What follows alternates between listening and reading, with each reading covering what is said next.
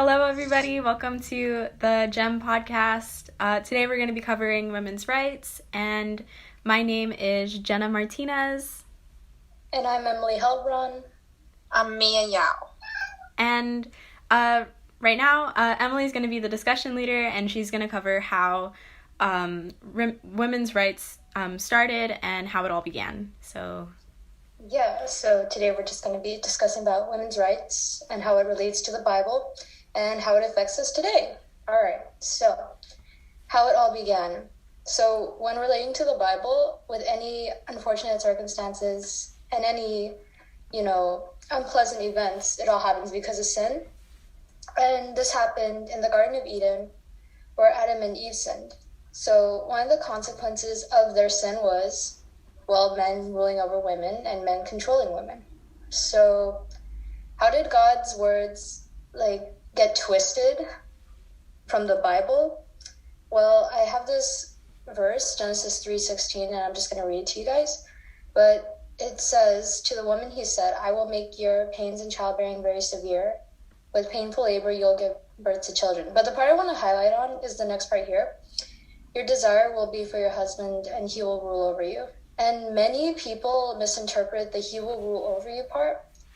And we're just going to get into that in a second. But men misused their power, especially in the Bible, and treated women horribly. And we can see examples from that to kings having a bunch of concubines. It just shows that, they didn't value women. They were just like objects. They were just things to have. It just made your status higher, But actually, God meant for men to lead the family and to not control it and to not be the tyrant.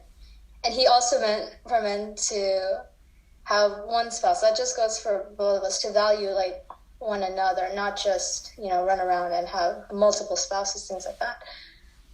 So God has given us different roles. And while the Bible clearly affirms the equality of men and women, it also tells us plainly that, God has assigned different responsibilities to us, a spiritual leadership in the home of husbands. And here's a quote I want to read. It says, "Wives, submit to your husbands as is fitting in the Lord." A lot of people misinterpret that too. They think that it means, serve their husbands, literally serve them, like if they were a king or something, or to, go with what the husband is doing. That's not true. What it's saying is we're supposed to help one another, make each other better as people. But I'll go into that in a second. Mm-hmm. And so basically,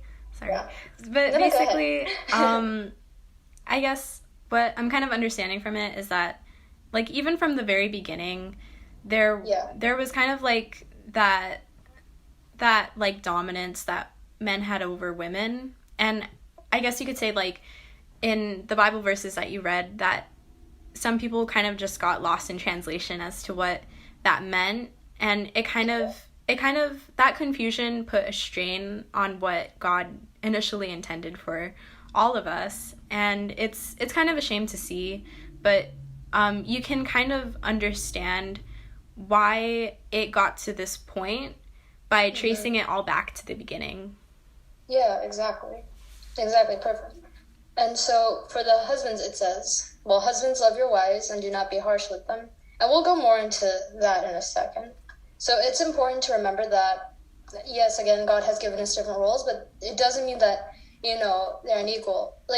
When I talk about this, think of it as a business.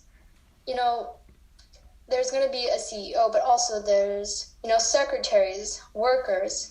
Without one, the company can't function. Without the CEO, there is no leadership. Without the secretary, you're not going to know what the events are going to be, how the program or anything like that is scheduled.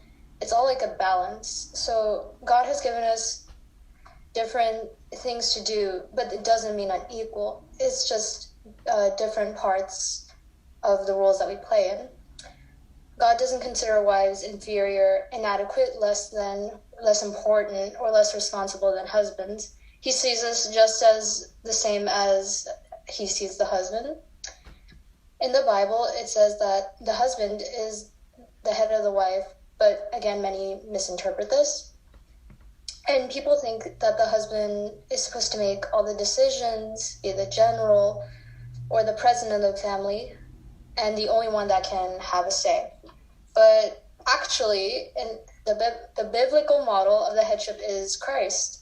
The husband is to be the head, as Christ is the head of the church. And what Christ did in the head of the church, well, he died for us, and he's looking out for our best interest.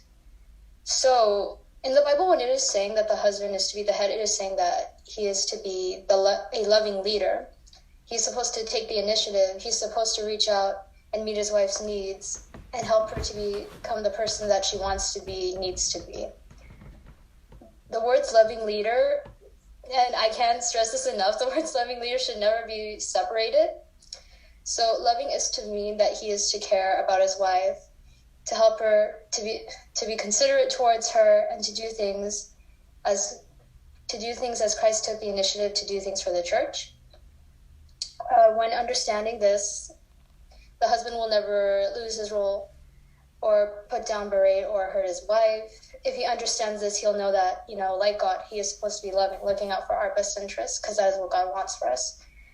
But he is to build her up, to help her become the person she is designed to be. And when the husband understands this, he will be, like I said, loving leader.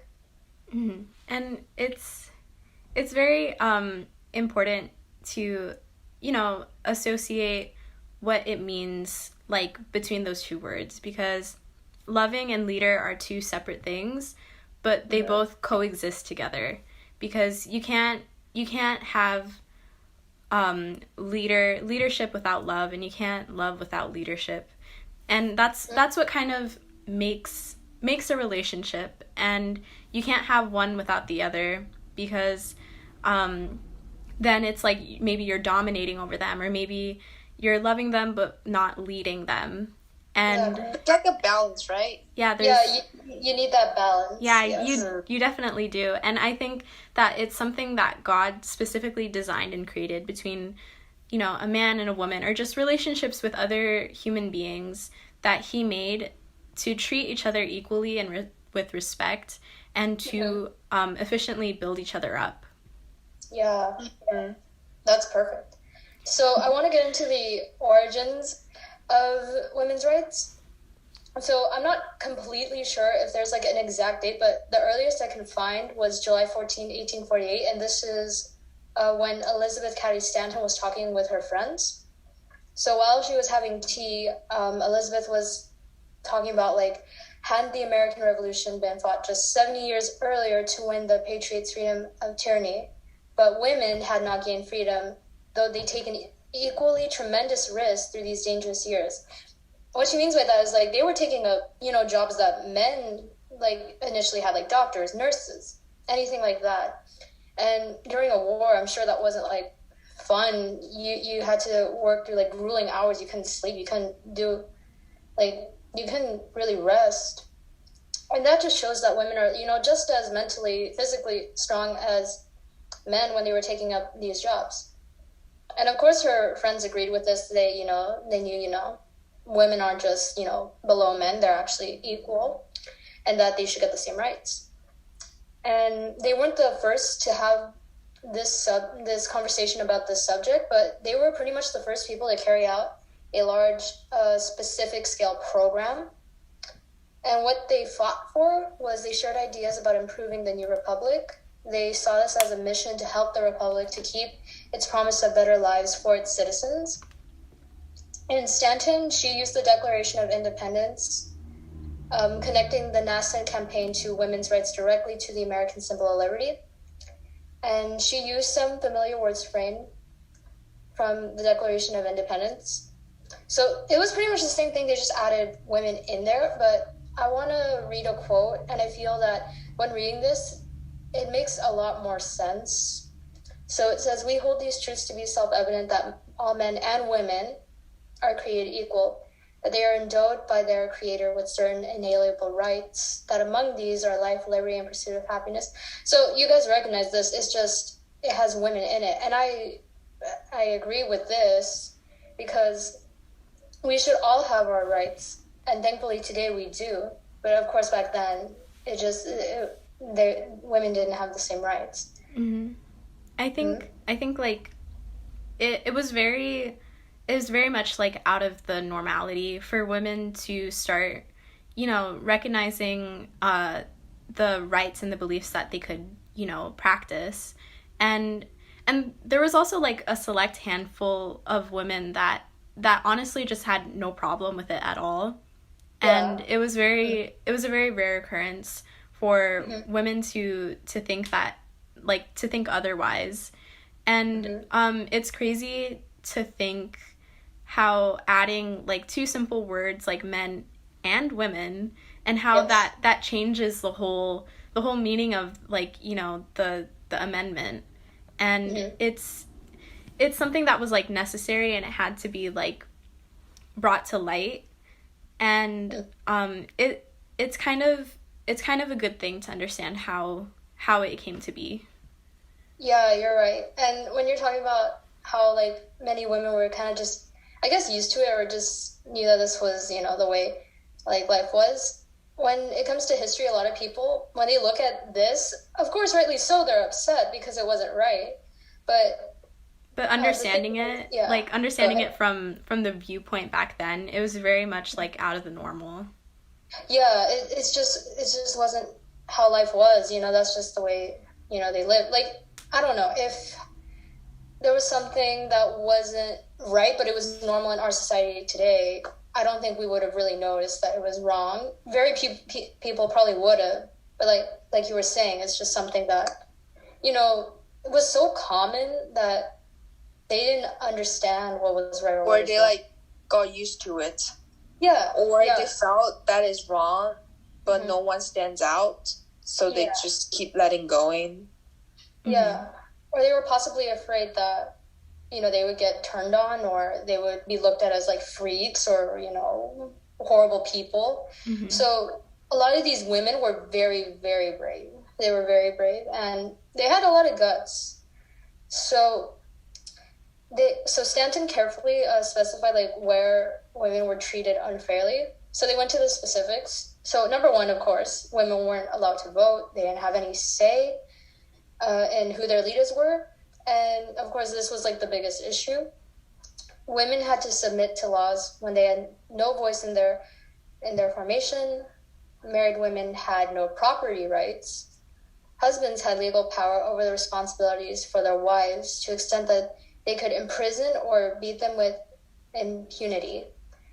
Divorce and child custody laws favored men, giving no rights to women. So I find like this part, especially the divorce and child custody laws, like I found that like especially horrible, because just thinking like, what if it was actually the father that was, abusing the children, or, hurting them, and and because they look at women as like pretty much no backbone or anything, they were just like, I guess, attached to the man. Yeah. It was horrible to think that, what might happen. Like, another thing is that you can understand how that came to be by understanding, like, the Bible, and how men kind of, like, treated women in the Bible, too, and how it really influenced society during that time. Because, from my understanding, like, during like, the times of, like, Jesus, there had been like several instances where men would have multiple wives and multiple affairs, and that was completely fine. But whenever a woman kind of like engaged with another man that wasn't her husband, she would be like beaten like to death and would be stoned. Like how the story with when Jesus saved that woman that got caught in the act of adultery, and it's so sad because she was in such a vulnerable state, like, lying with another man, and who's to say that the husband that she had wasn't involved in other affairs, and would a man back then have the same like consequences that a woman would have if he committed adultery? And you wouldn't see that, like, that wouldn't happen. And I think because of that, it really influenced that time and the era, Yeah, and I understand what you're saying, because I think another thing, like, the saying, boys will be boys, Yeah. I feel like a lot of men were influenced. They're like, yeah, like, go date around women. Like, that's fine. That's what you're supposed to do. That's awful. Which is horrible. And obviously, it wouldn't be the boy's fault if he's being influenced by that. But of course, when he gets older, he has a choice to make, and then that would be in this sense. But yeah, just being raised in that kind of mindset, just like, oh, go date around, women are just objects, or like, they won't care. Yeah. And it's very wrong, because we indeed do care and things like that, because we're not, objects, we're human. Yeah. And it goes you can say. It goes to Chinese history too. Yeah.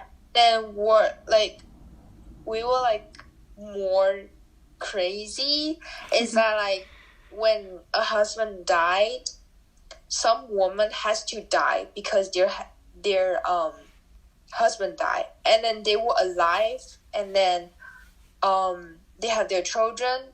And also there's another way that like women have to stay single and then wear either white or black clothes for like 3 or 5 years, and then to be able to get another husband. Even though she loved someone at that time, she has to like stay there for single for like 3 to 5 years. And then when a woman died, they don't care. They just marry another woman. Like, it's crazy. Yeah, you're right. And that goes back to the mindset of, women are just, we're just the object. We're not that important, we're just the second-hand tool, But that's not, like, who we are. That's not necessarily what it means. Like, me when I grew up, remember that middle school teacher we had? Yeah. He was also, like, our Bible teacher. And he would always, like, reiterate, like, oh, it was the women's fault for... the downfall of humanity because Eve.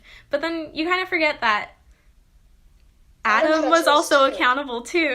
So yeah, that's something that I feel like is overlooked. And I think from the very beginning, women were always going to have like a struggle being like on top, and whether that was God's intentions or not, it was going to happen because I think women were just set up to be ever so slightly like below men, Yeah. But yeah, I know what you're saying. Yeah. And yeah, because a lot of people think that it's all the woman's fault. But again, yeah, Adam had a choice. Yeah. And, who would have known what had happened? Like if Eve sinned, but Adam didn't, God could have been like, okay, well, I don't know if he would have eliminated Eve and given Adam like as wrong as that sounds, maybe, I'm not sure, or who knows what would have happened. But again, Adam had a choice too. And I'm not saying like Eve's innocent, like she made a mistake too. Yeah. But yeah, the point is they both were at fault, which is what people failed to see.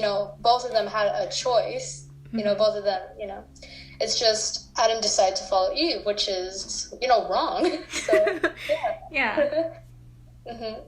Okay, so let's get back on what they were advocating for. So most occupations were close to women, and when women did work, they were only paid like a fraction of what men earned. And women were not allowed to enter professions such as medicine or law. Women had no means to gain an education, since no college or university would accept women students. And with only a few exceptions, women were not allowed to participate in the affairs of the church, and women were robbed in self-confidence, self-respect, and were made totally dependent on men. And there was one woman we're going to talk about that kind of fits into that category in the very beginning, but not anymore. So someone else I want to talk about is Susan B. Anthony.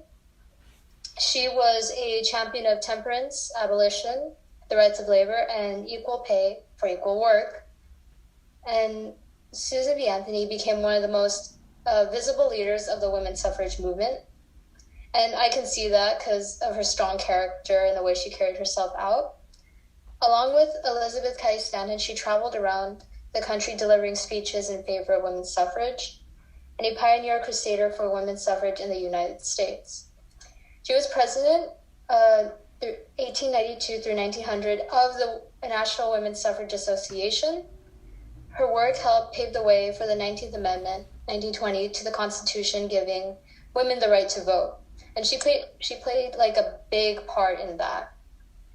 When Susan B. Anthony was denied a chance at a temperance convention because of her gender, this was the part where this really kind of opened her eyes in a sense, where she was inspired to shift her focus to fight for women's rights. So this was kind of like an aha moment. This is the part we got to focus on more. Yeah. She realized that no one would be taking, women seriously unless they had the right to vote. And she wrote, "There will never be a complete equality until women themselves help to make laws and elect lawmakers," which I agree with. Yeah, because women, they were citizens too. They're human too. They should also have a right. Just like anyone, we should all have the right to choose. I think the reason why she was so passionate about what she believed in was because she saw America, kind of grow up in a sense, because America was very still very young, and she wanted to be a part of the say in the matter. She wanted to have a voice in who her representatives were, and she wanted to just be part of the American life and in political matters. And she found that within herself and in other women, that they were left with no say in the matter, and they couldn't choose who they wanted as their electives. And she found that very wrong, and she ended up actually getting arrested for illegally voting. She literally said, "If you're not going to give me the right to vote, I'm going to do it myself." And she got arrested.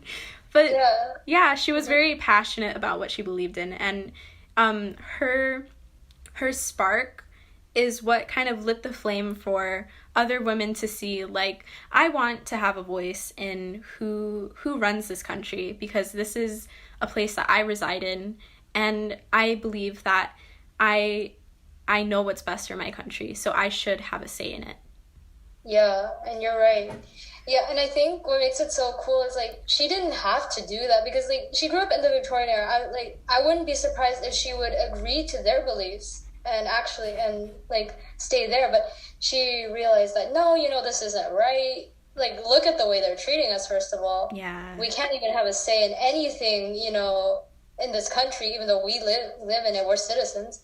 And that's what makes it so great, because she decided, I'm not going to let these people step on me. And she took the first step. And like you said, she, decided to vote. And she even got a fine, and she didn't even pay it. It was right. So, yeah, so it's great, because she, with a mindset like that, you can pretty much do anything, which is great. Mm-hmm. So, yeah. But unfortunately, she passed away 14 years, before women actually have the chance to vote. But again, with that seed that she planted, it changed history, which is awesome. Okay, so the next topic I want to go into is Eleanor Roosevelt. And I thought this was kind of an interesting fact. I didn't know this, but as a child, she was quite shy and insecure. So, but she grew up to be, one of the most important and beloved first ladies, authors, reformers, and female leaders of the 20th century.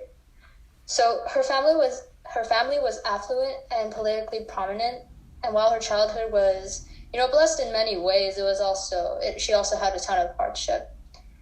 So one of the reasons was her father's alcoholism, as well as the deaths of her father, and then her mother, and of course, and one of her brothers. And this was all before she was 10 years old. So imagine being 10, you have to see your mom die, your dad die, and your brother die, which is that's so sad. Yeah. Which I'm sure morphs your self-esteem and the way you feel about life. It's just terrible. Mm-hmm. Yeah. I think. So.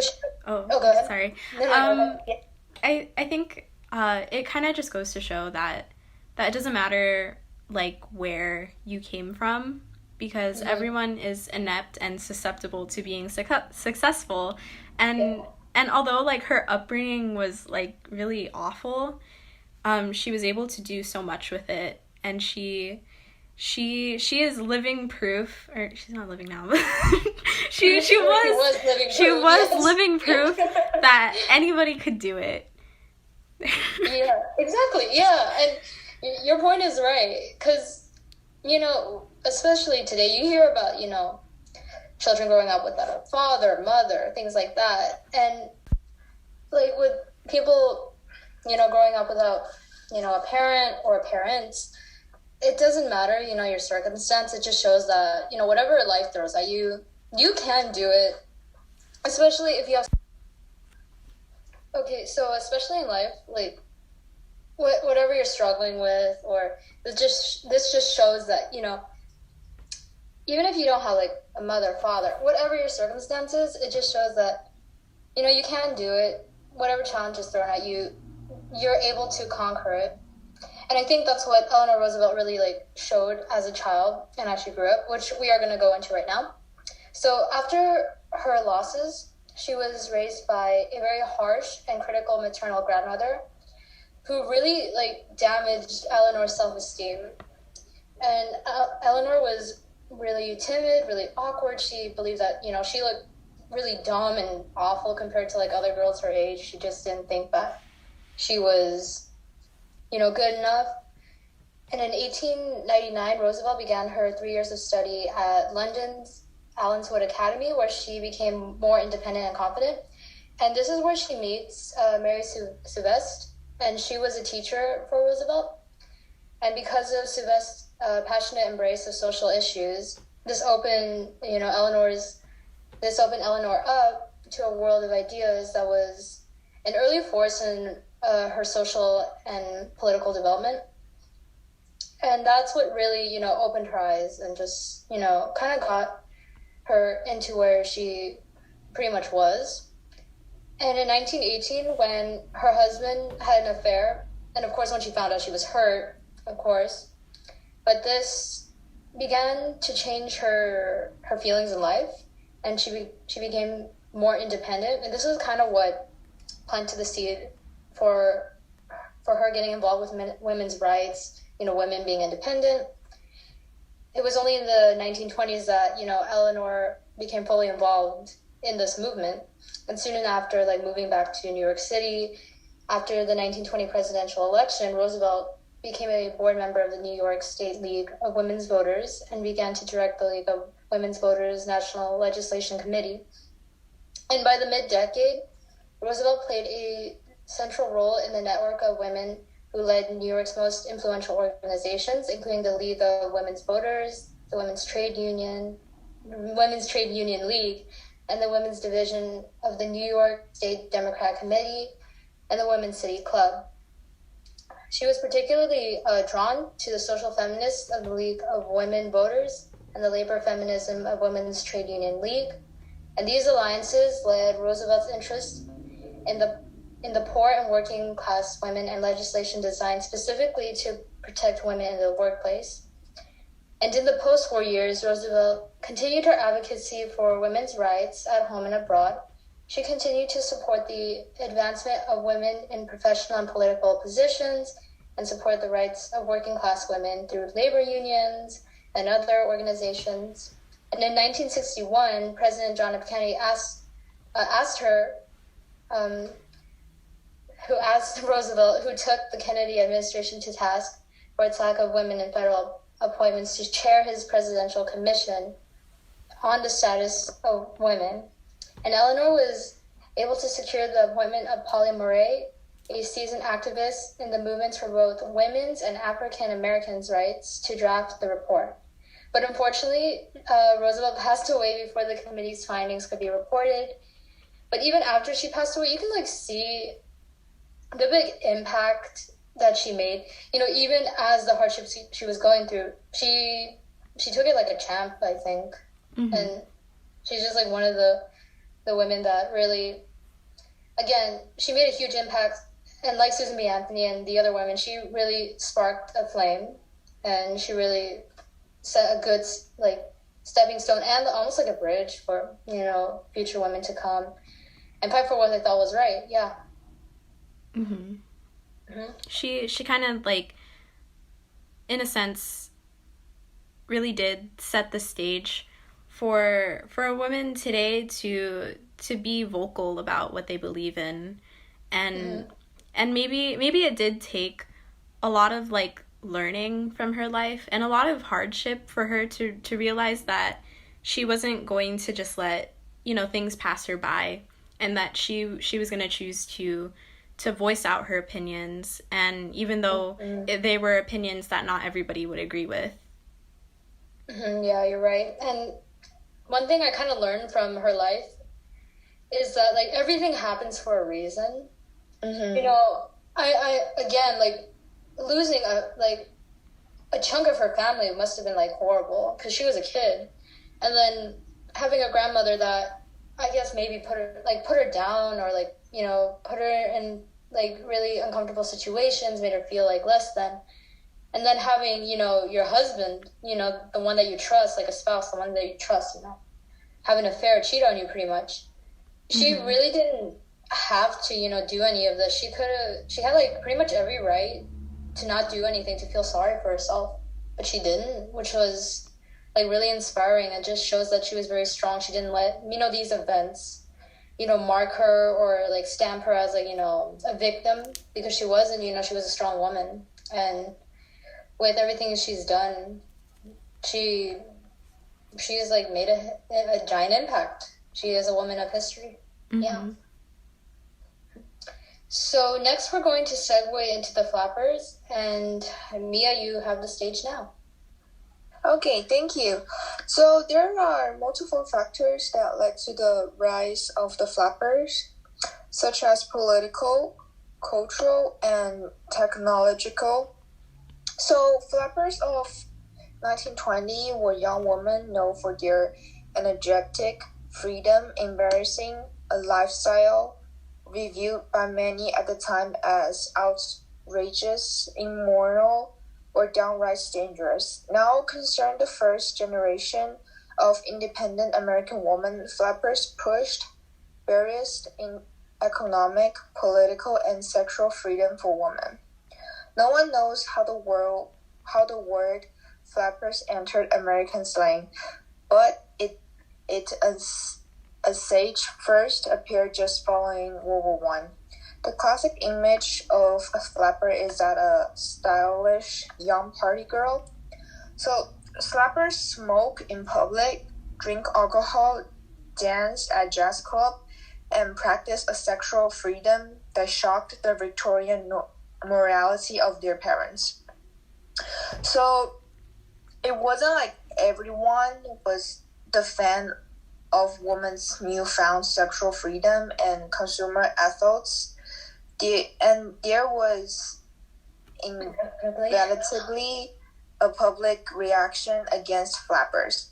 Utah attempted to pass legislation on the length of women's skirts. Virginia tried to ban any dresses that revealed too much of woman's neck and form-fitting outfits.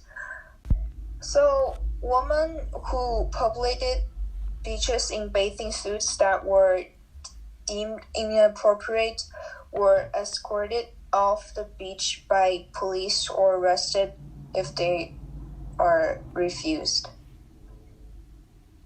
Okay.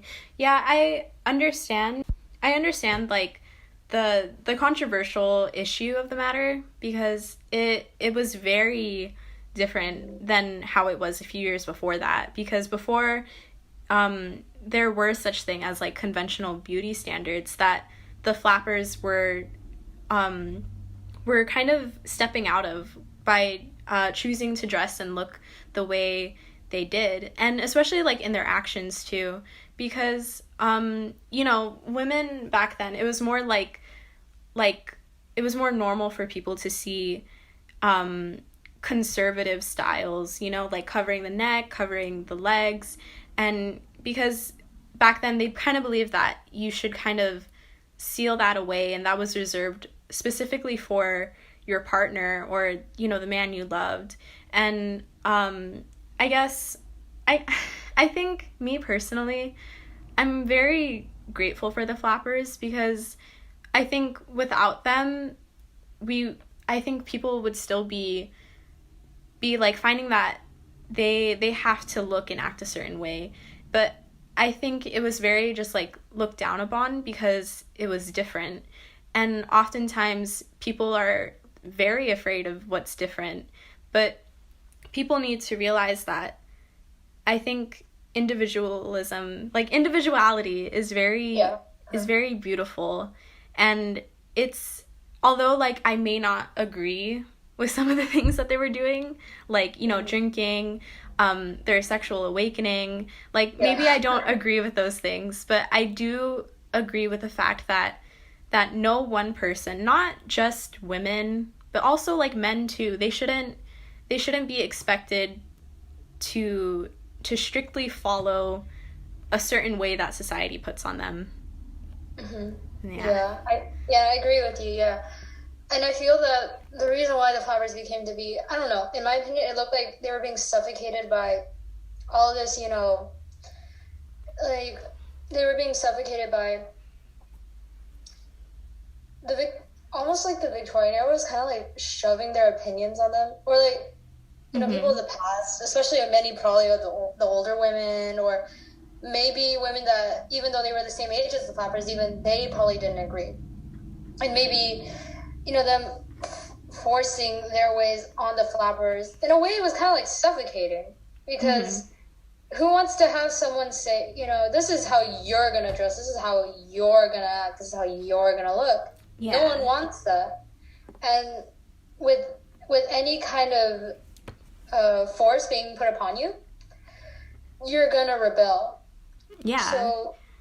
So in my opinion, the flappers, it was like a giant rebellion, which wasn't necessarily a bad thing, because they led to women, thinking, I could have my own style.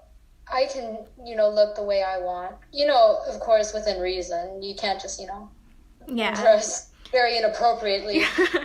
But yeah, I 100% agree with that, because although, like there were laws against it, but now, it's great that there's not laws, like, like, you have to wear this, you can't wear that, but they're, like, it's to an extent, like, you can be conservative, you can choose to show it off, but at the end of the day, like, you are the person that's accountable for your actions, and it's not anyone else's say on like what you're going to do with your life, how you're going to act, and how you're going to pursue what you do.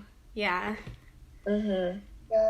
And I feel that, of course, the flappers didn't understand why they were being so pushed.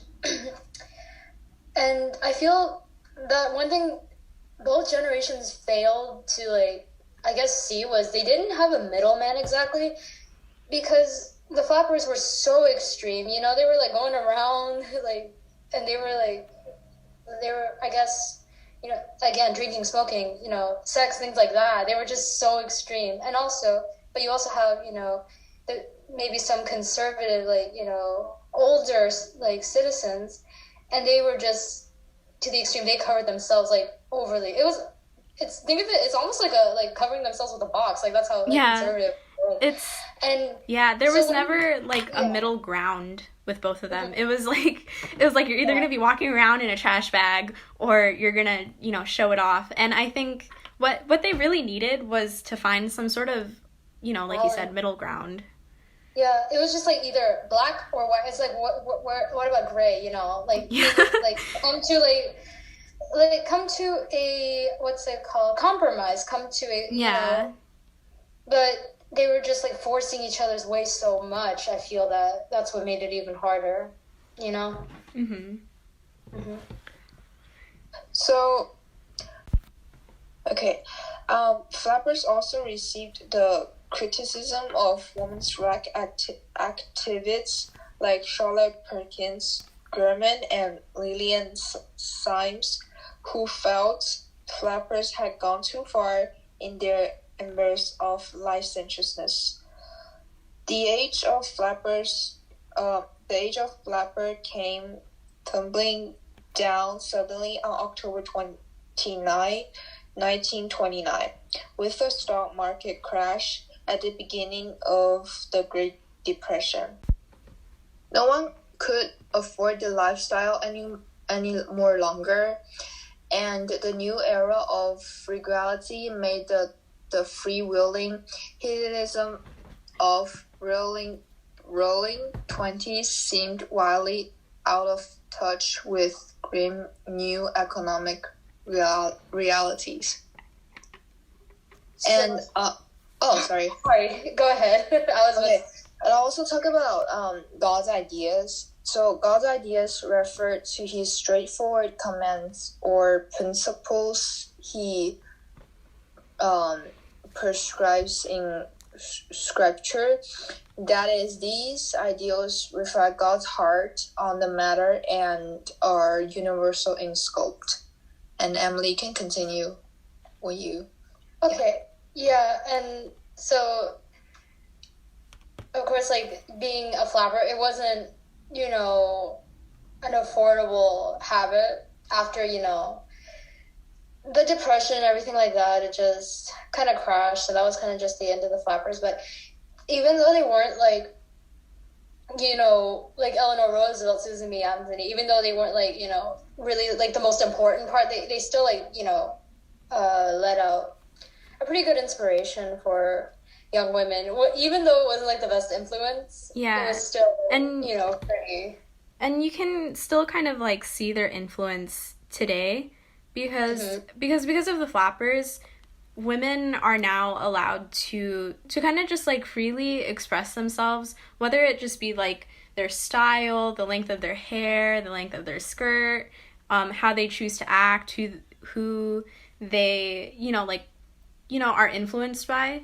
I think it was very much like a revolution for women to know themselves and be comfortable with themselves. Yeah, because like there's nothing necessarily, like, I keep on saying this, but because they were being forced upon doing the things they didn't want to, again, that caused rebel. And there's nothing wrong with any kind of fashion of some sort. It's just when you're being pressed upon it, or you're being pressed upon to do things you don't want to do, again, that's the cause of rebellion. And that's pretty much what the flappers were, yeah. Mm-hmm.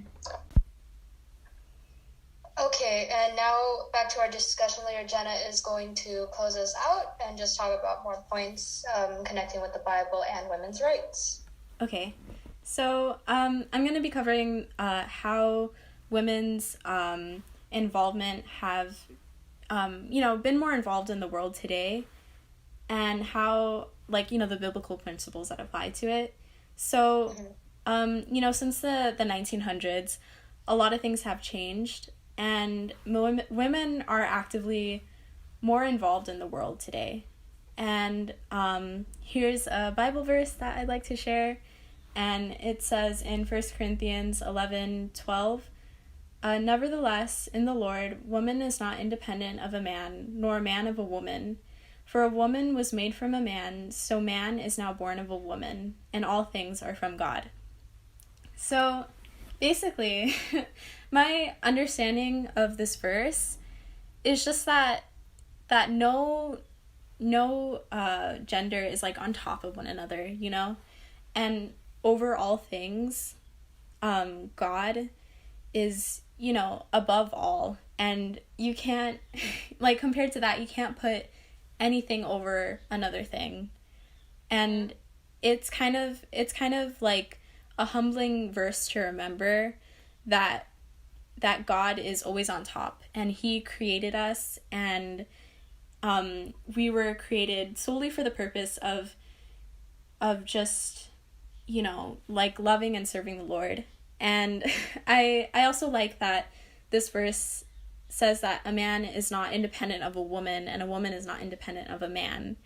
And I think what that means basically is that a woman doesn't live solely to fulfill a man's needs, and a man does not live solely to serve a woman's needs. And exactly. Yeah, there's like an equal ground placed for both of them to love and respect each other and to build each other up. And and I think another verse that I kind of just want to add to it is from Proverbs 3:15. And it says, "She is more precious than jewels, and nothing you desire can compare to her." And this verse reminds me that me as a woman, as a girl, I am not, I'm not comparable to objects or jewelry, and it's not just me specifically, it's all women and all men. We aren't supposed to be compared to earthly things that can't compare to something that God has made.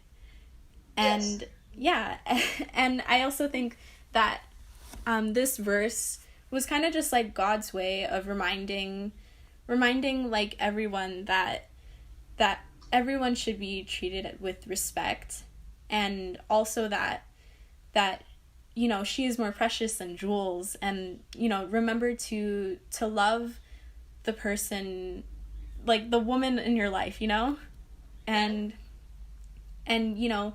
kind of like treat her with more value. And and another verse, my final verse, Proverbs 31:20-21. "She opens her hand to the poor and reaches out her hand to the needy. She is not afraid of snow, for her household is covered in scarlet." And this verse, it kind of ties into what I'm going to talk about, that women aren't afraid of the snow. And to me, that means that we shouldn't be afraid of adversity, and we are very capable of overcoming. And it kind of reminds me of all the women in my life, or maybe your life, and just the country as a whole, that there are women that play active roles in making life as easy as it is now for us, like mothers, like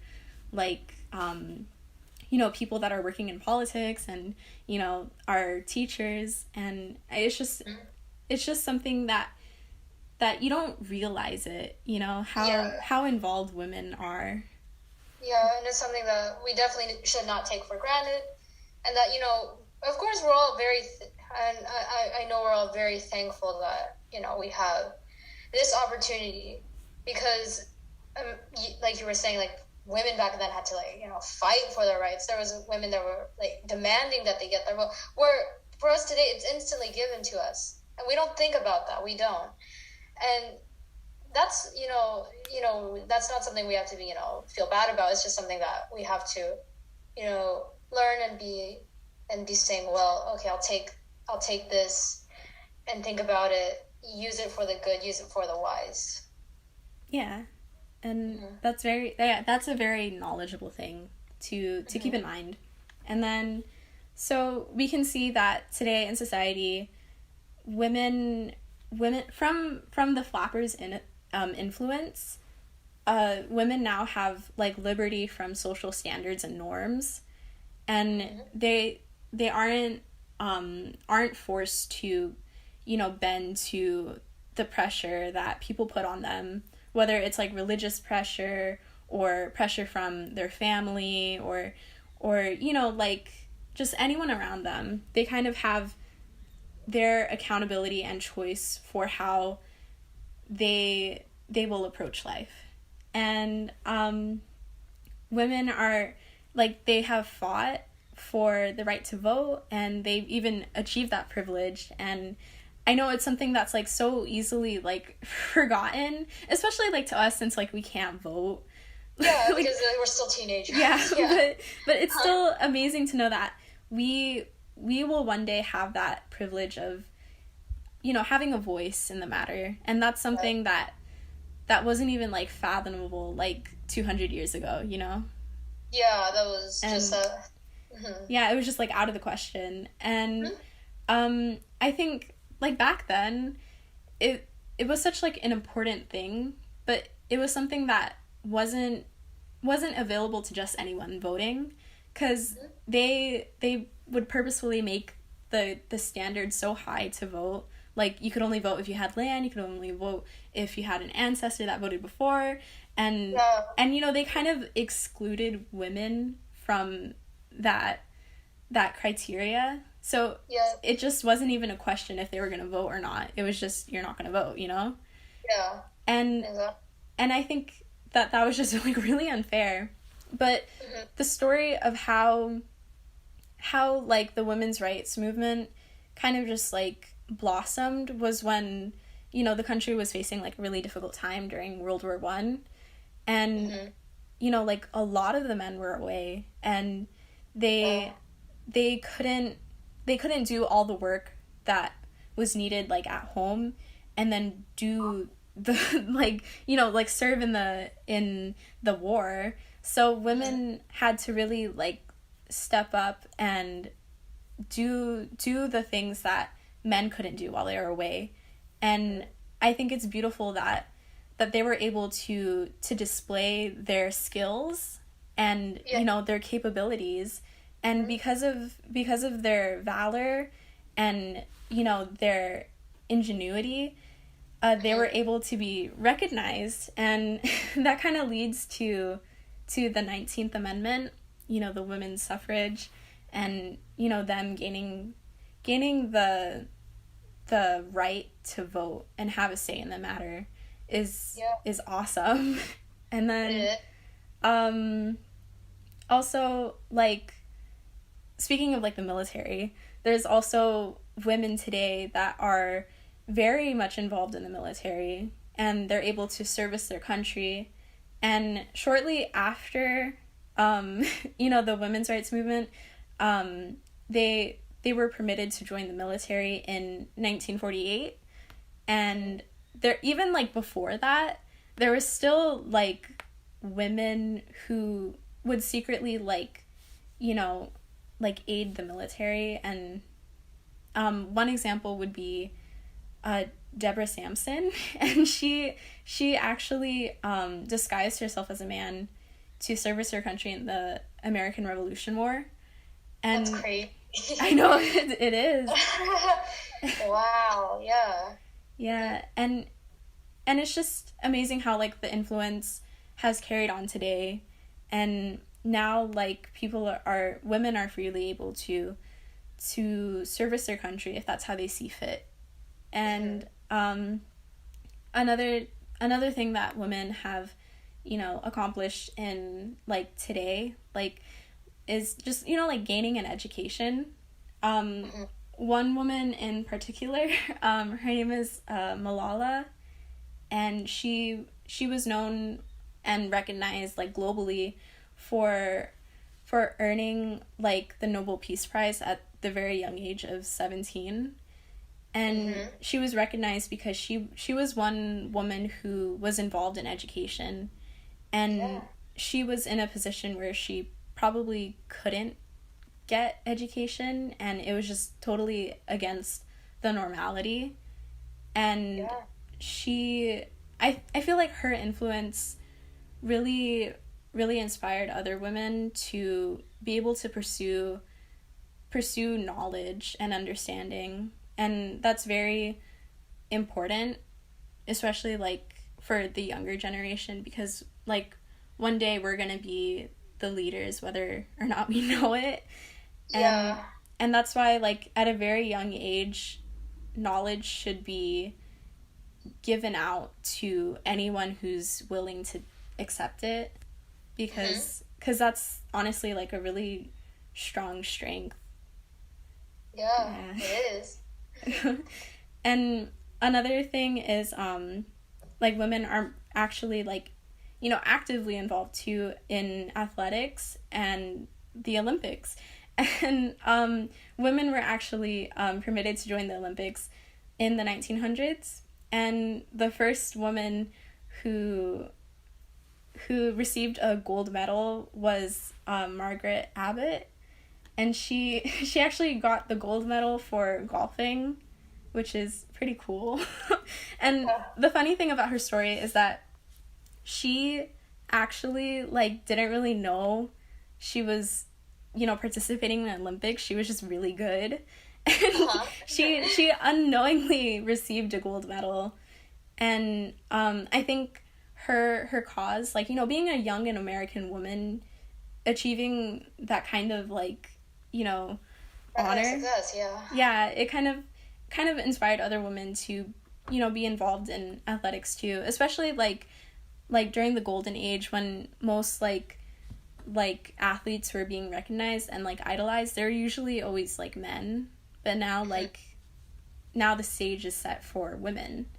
And yeah. And then the last thing that I kind of want to close with is that we also have the first lady vice president, Kamala Harris, and she's a woman who is, you know, like, servicing our country, and she's you know, in office and, you know, working.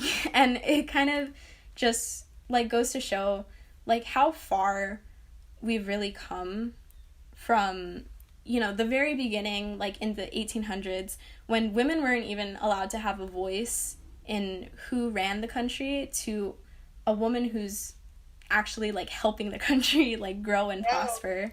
Mm-hmm. We have progressed a very, very long way. Mm-hmm. Yeah. And it's awesome to see how, like, the correlation between, like, biblical application to today, how we understand and know that we are equally made, and we understand more about God's intention for us as women, and how far we've come because of, like, the women's suffrage. So. And all the events happening. Yeah. So yeah, this is our podcast, and these are all the topics we've covered. Hopefully you enjoyed them and learn it, and know what you have, and yeah, hopefully you learned something. Yeah. Yeah. We'll see you later. That concludes our podcast. Thank you. Bye.